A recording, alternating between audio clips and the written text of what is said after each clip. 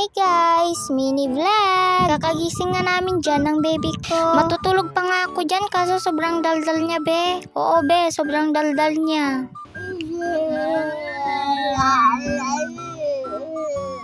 Ano yun?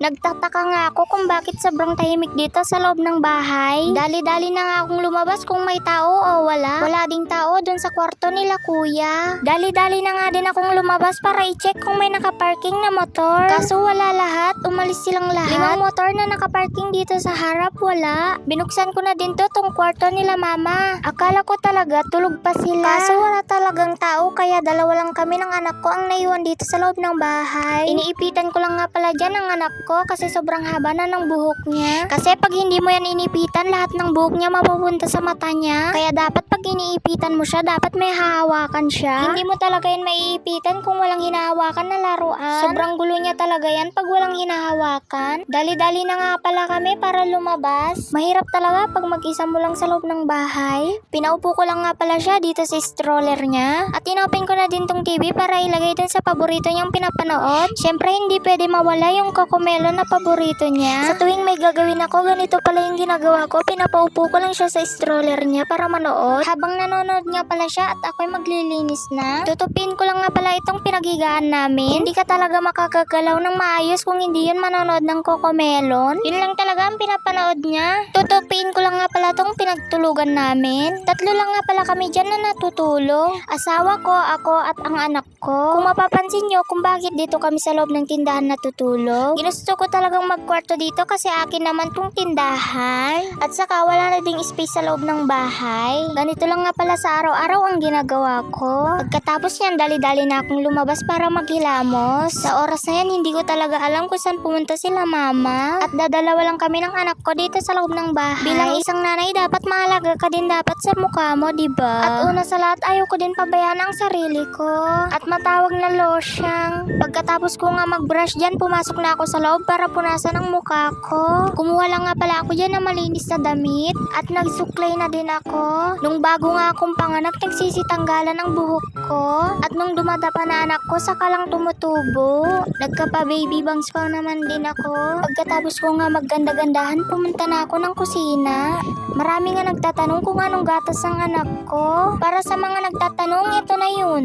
Bear Brand lang naman ang iniinom ng anak ko. Maniwala man kayo o hindi. Ang dami na po kasing brand ang binili naming gatas kaso ayaw ng anak ko. Napag-isip-isip ko nga na itry sa kanya tong Bear Brand kaso gusto niya. Kaya tinuloy-tuloy ko na lang ito. Nakakaubos po yan ng 3 bote sa isang araw. At yung Milo na pinakita ko sa inyo kanina, akin yun. Pagkatapos ko nga pala dito sa kusina, pumunta na ako ng sala. Kung saan nandito yung anak ko. Pagdating ko nga dito, busy-busy ang anak ko. At parang walang pakialam sa mundo. Char. Ganito pala buhay nanay. Na nakafocus lang ako sa anak ko. Yung gatas nga na tinimplahan ko, pinapalamig ko muna. Habang ako na nagkakape na. Ganito lang talaga ang ginagawa namin sa araw-araw. Na walang sawang paulit-ulit. Char. Anak ko talagang adik na sa Cocomelon. Makikita nyo naman sa video, nakafocus siya sa pinapanood niya. Habang ako na nakikisabay na lang. Pagkatapos ko magkape dyan, maglalagay na sana ako ng tubig sa timba para pangligo niya. Kaso ito yung nangyari, walang tubig. Kaya dali-dali na akong pumunta kila lola para mag-igib. Dali-dali na din ako kumuha ng timba at palanggana para lagyan ng tubig. Lalabas ako kahit sobrang tirik ng araw. Medyo malayo-layo nga dito ang pag-iigiban ko. Nung kakarating ko nga dito, nagsimula na ako. Bago ka nga magkaroon ng tubig dito, kailangan mo munang paghirapan. Kaya kung buhay probinsya ka, alam mo to. Sa tuwing nawawalan nga pala kami ng tubig, ganito lang palang ginagawa namin, nag-iigib. Sa ilan-ilang oras, napuno ko na din tong palanggana at ang timba. Nakakapagod din para mag-igib. At nung napuno ko na yan, uuwi na ako para tawagin ang anak ko. Nung umuwi na nga ako, inaya pa ako ng lola ko. Sabi niya magpareban daw ako kaso ayaw ko. At nung nakarating na kami at papaliguan ko na siya. Dati-dati gusto niyang maligo, ngayon ayaw niya na.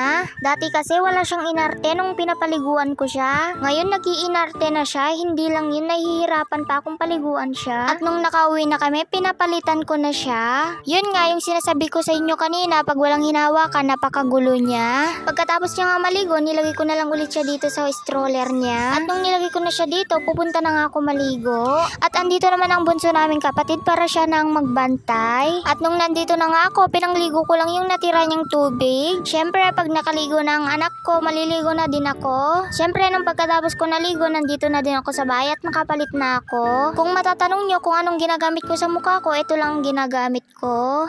Sugar Doll nga pala ang pangalan niyan. Sa TikTok ko lang yan in order. Kaya kung mapapansin nyo, nakaharap ako sa electric fan. Kasi pag mag-a-apply kayo nito, dapat nakaharap kayo sa electric fan. Kasi pag in-apply mo yung cream sa mukha mo na walang electric fan, mapagpapawisan ka at sobrang dulas. Syempre, nagkilay na din ako para maganda naman tignan. Papansin pa nga dyan ang pinakapangit na kapatid ko. Pagkatapos ko nga magkilay dyan, hindi ko na talaga papatagalin tong video na ito. Dahil hanggang dito na lang tong video na to. Maraming salamat kasi tinapos mo tong video na ito. Maraming salamat po sa walang sawang sumusuport sa akin. Maraming salamat po kasi tinapos mo tong video na to. Yun lang po. Bye-bye!